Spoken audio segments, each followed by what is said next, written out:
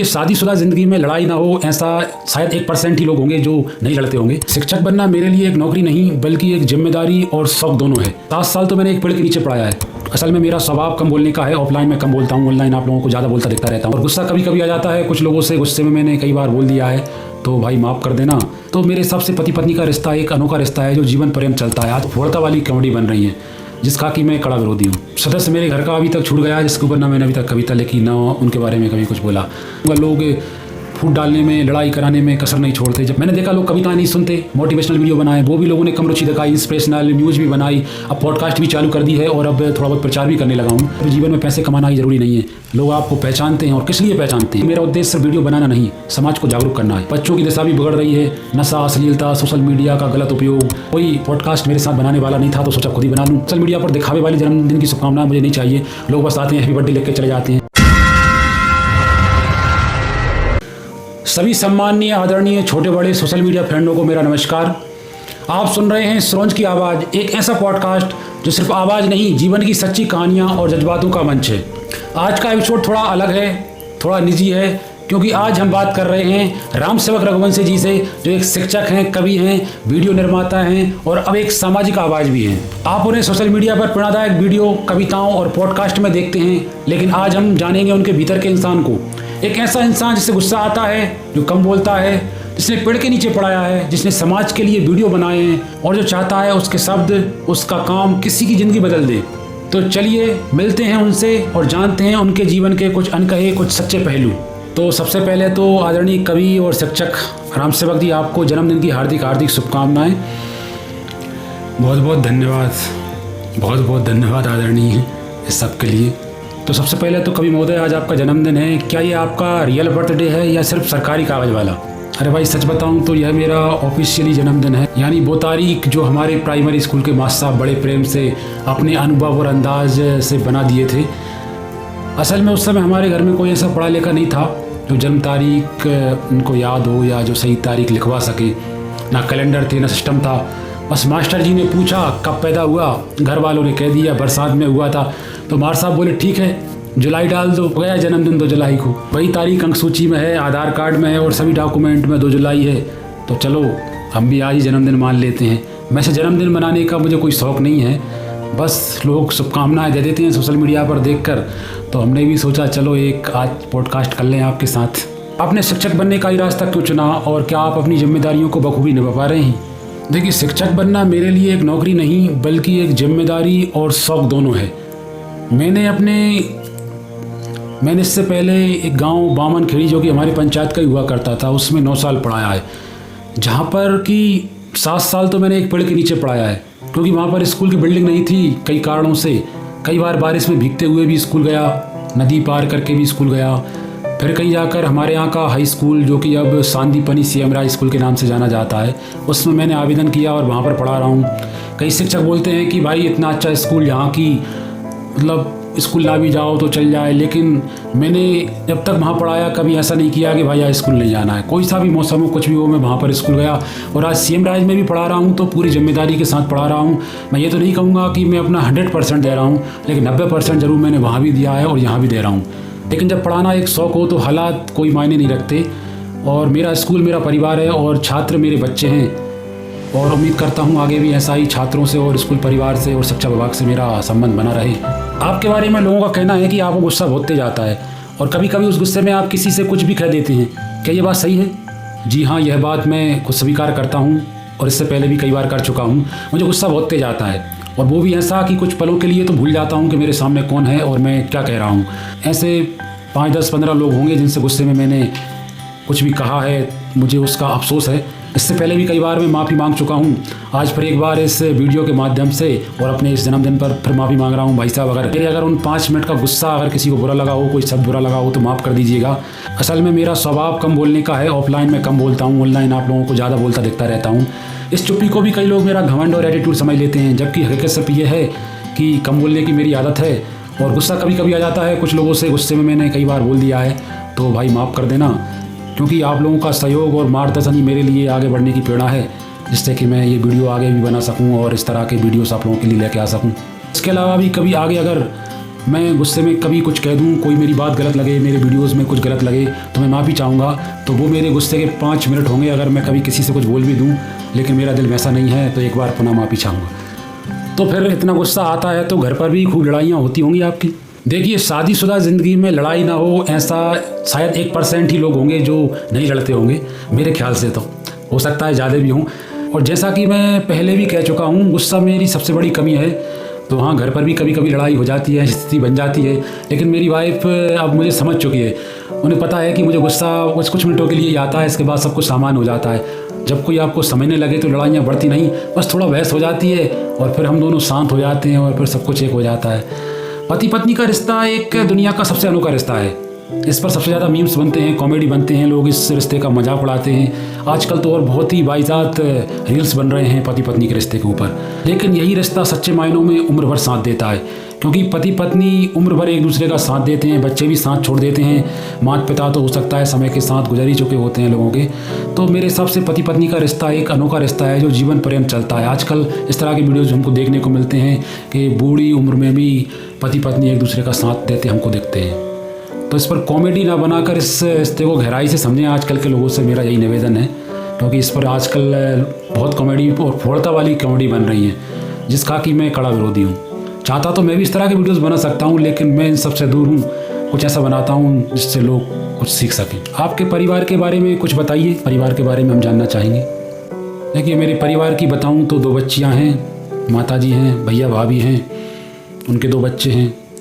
और अक्सर आपने सोशल मीडिया पर सभी के बारे में कुछ ना कुछ मुझे कहते, कविता कहते या वीडियोस बनाते देखा होगा, लेकिन मेरे घर का एक सदस्य अभी इस सबसे छूट गया है, जिनके बारे में मैंने ना कभी कविता लिखी, ना जिनके बारे में कभी बोला है। लेकिन आज इस मौके पर मैं बोलना चाहूँगा उनके बारे में। वो मेरे भैया हैं। पिताजी के जाने के बाद कम उम्र में ही उन्होंने अपनी सारी जिम्मेदारियाँ संभाली, खेती संभाली, हमें संभाला। वैसे ज़मीन के तौर पर हम दोनों अलग हो चुके हैं, ज़्यादातर लोगों को पता होगा, लेकिन फिर बता दे रहा हूँ इस मंच के माध्यम से, क्योंकि लोग हो सकता है कमेंट करने लगे अभी। लेकिन मेरे हिसाब से ज़मीन अलग होना अलग चीज़ है और दिल से अलग होना एक अलग चीज़ है। ना तो हमारे बीच में कभी कोई लड़ाई झगड़ा हुआ है, ना कभी कोई बहस हुई है।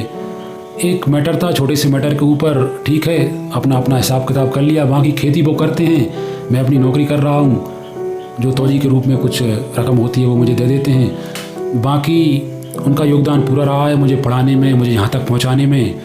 माता पिता का तो रहता ही है, लेकिन एक बड़े भाई के तौर पे उनका पूरा सहयोग मेरे लिए रहा है। तो आज इस मंच के माध्यम से, क्योंकि कम बोलने की मेरी भी आदत है और उनकी भी कम बोलने की आदत है, तो हमारी बातचीत आमने सामने कमी होती है। इस वीडियो के माध्यम से आज उनको बारंबार प्रणाम और शुक्रिया कहना चाहूँगा यहाँ तक मुझे पहुँचाने के लिए, क्योंकि हो सकता है सामने ये बात मैं ना कह पाऊँ। तो उनका बड़ा सहयोग रहा है। लोग पीठ पीछे कुछ भी कहते हैं हमारे बारे में कि भाई नौकरी करता है, अलग हो गया, तरह तरह की बातें होती हैं और भी बहुत कुछ जो मैं इस मंच से नहीं कहना चाहूँगा। लोग फूट डालने में, लड़ाई कराने में कसर नहीं छोड़ते, जबकि आज तक हमारी कोई बातचीत हुई नहीं है, किसी तरह का कोई लड़ाई झगड़ा हुआ ही नहीं है, कोई बहस हुई नहीं है। बाकी और ज़्यादा मैं इस मैटर पे नहीं बोलना चाहूँगा। तो बस यही मेरा हंसता खेलता परिवार है और चाहता हूँ कि बस हंसता खेलता ही बना रहे। जो कंडीशन हमारे साथ हुई, पिताजी हमको सन 2009 में ही छोड़ के चले गए थे। अब आगे का जो भी जीवन है सभी का अच्छे से गुजरे, यही मेरे जन्मदिन के उपलक्ष्य में मैं कामना करता हूँ। आपने अभी तक इतने ट्रेंड क्यों बदले? पहले आप कविताएं लिखते थे, फिर आप मोटिवेशनल, फिर न्यूज़, और अब प्रचार भी कर रहे हैं, पॉडकास्ट भी बना रहे हैं। ये आप ट्रेंड क्यों बदल रहे हैं समय समय पर?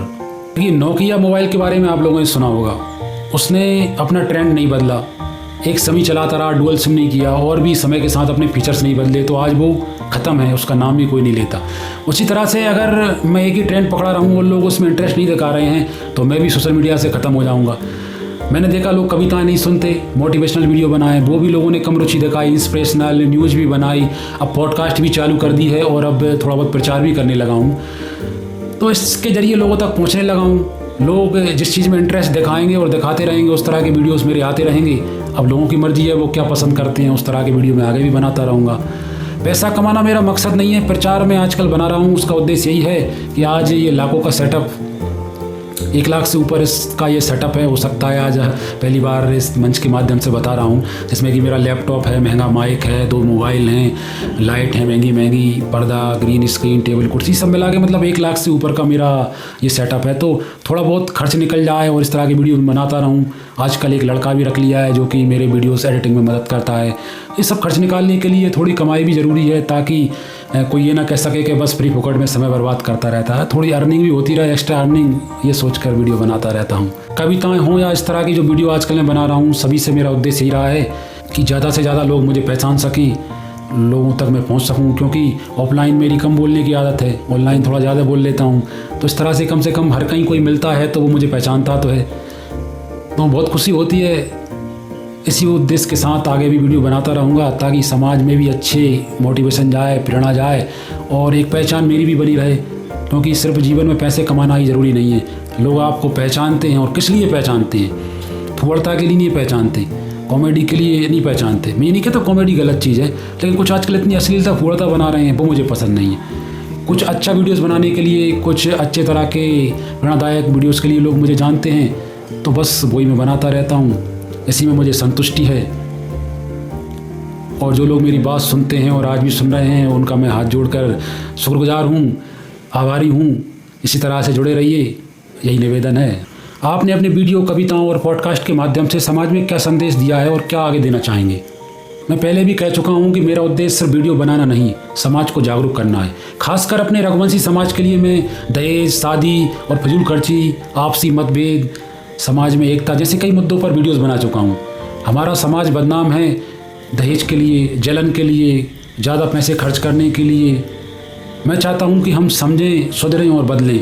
इसके अलावा बच्चों की दशा भी बिगड़ रही है, नशा, अश्लीलता, सोशल मीडिया का गलत उपयोग। मैं ऐसे हर मुद्दे पर बोलना चाहता हूँ, वीडियो बनाना चाहता हूँ, ताकि लोग सोचें, जागें और सही दिशा में चलें। तो दोस्तों, ये था हमारा आज का पॉडकास्ट, एक ऐसा संवाद जिसमें जवाबों से ज़्यादा सच्चाई थी और शब्दों से ज़्यादा संवेदनाएं। राम सेवक जी ने अपनी अच्छाइयों को साझा किया, बल्कि अपनी कमजोरियों को भी बेझिझक स्वीकार किया, चाहे वो गुस्सा हो, पारिवारिक उलझने हो या समाज से जुड़ी चिंताएं। उनका मकसद सिर्फ पहचान बनाना नहीं, बल्कि एक ऐसा सफ़र तय करना है जिसमें उनकी हर कविता, हर वीडियो, हर पॉडकास्ट किसी न किसी के दिल को जागृत करे, प्रेरित करे। तो हम उम्मीद करते हैं सरोज की आवाज़ के इस खास एपिसोड ने आपको सोचने, कुछ महसूस करने और कुछ बेहतर बनने की प्रेरणा दी होगी। हम आपसे आग्रह करते हैं कि हमारे YouTube चैनल सरोज की आवाज़, हमारा इंस्टा चैनल, हमारा फेसबुक चैनल फॉलो करें, वीडियो को लाइक, शेयर और कमेंट करें और समाज सुधार की इस यात्रा में हमारे साथ कदम से कदम मिलाकर चलें। तो सभी का बहुत बहुत धन्यवाद। अगर हमको आप पहली बार सुन रहे हैं तो फॉलो जरूर कर लीजिए सभी जगह, और वीडियो को लाइक, कमेंट कीजिए। और एक बार पुनः आदरणीय राम सेवक रघुवंशी जी कवि महोदय को बहुत बहुत शुभकामनाएं, बहुत बहुत बधाइयाँ। बहुत बहुत धन्यवाद आदरणीय। बिल्कुल मैं भी आग्रह करना चाहूँगा लोगों से कि ज़रूर हमारे सभी चैनल, चाहे वो यूट्यूब का हो, फेसबुक का हो या इंस्टा का, ज़रूर फॉलो करें और कम से कम हफ्ते में 1 आध वीडियो पर लाइक कमेंट कर दिया करें, ताकि हमारा मोटिवेशन बना रहे इस तरह की वीडियोस बनाने के लिए। बाकी ये डबल रोल वाला वीडियोस आप देखकर हो सकता है कुछ लोग हंस रहे हो, क्या पागलपंती मारता रहता है। बस इसका भी मेरा उद्देश्य यही है कि कोई पॉडकास्ट मेरे साथ बनाने वाला नहीं था, तो सोचा खुद ही बना लूँ, इससे लोग थोड़ा अट्रैक्ट भी होंगे। बाकी रही अगर इसमें कुछ गलती हो तो भाई कमेंट बॉक्स में बताएं और सुधार करेंगे, किस तरह के वीडियोस हम बनाएं और आगे क्या क्या लेकर आएँ। आपकी हमारे वीडियोस के बारे में क्या राय है ज़रूर बताएं। जन्मदिन की शुभकामनाएं भले दे ना दें, वो एक अलग चीज़ है, क्योंकि सोशल मीडिया पर दिखावे वाली जन्मदिन की शुभकामनाएं मुझे नहीं चाहिए। लोग बस आते हैं, हैप्पी बर्थडे लिख के चले जाते हैं। मैं भी करता हूँ ऐसा, मैं ये नहीं कहूँगा कि आप लोग करते हैं। आजकल सोशल मीडिया पर यही दिखावा ज़्यादा है, तो दिखावे वाली बिल्कुल शुभकामनाएं ना दें, रियलिटी से जुड़ें। हमारे वीडियोस अच्छे लगते हों, किस तरह के और वीडियोस बनाएं, ज़रूर कमेंट बॉक्स में बताएं और जुड़े रहें। बहुत बहुत धन्यवाद।